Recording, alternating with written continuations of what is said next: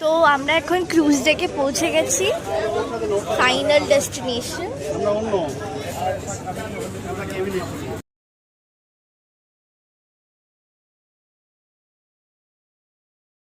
তো আমরা অনেকক্ষণ ধরে ট্রাভেল করছি। আমরা এখন এই পাহাড়গুলো দেখতে পাচ্ছি, এই স্মল বোটে উঠলাম, এবার আমরা ক্রুজের দিকে যাচ্ছি।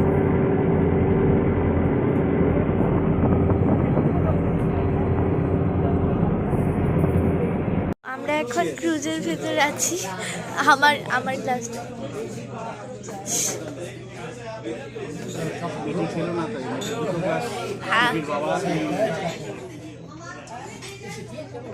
আমরা তো এখন ক্রুজের ভেতরে আছি। আমরা লাঞ্চ করবো এখন 1:45 বাজে।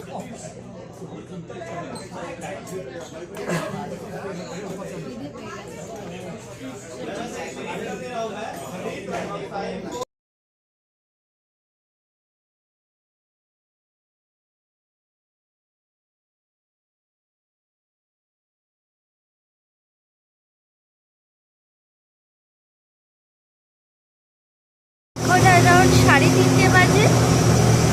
তো আমরা এখন বেরিয়ে গেছি সাইট সিইংয়ের জন্য। সবাই বেরিয়ে গেছি খাবার দাবার খেয়ে। আসলে ওদের একটু লেট হয়ে গেছিল, আর আমরা কেউই রেস্ট নেওয়ার সময় পাইনি। রাতের দিকে আরও অনেক কটা অ্যাক্টিভিটিস আছে, ভাবছি মনে হচ্ছে আমরা 5টার দিকে ফেরত চলে আসবো। ওই গ্রিন কালারেরটা হচ্ছিল আমাদের শিপ।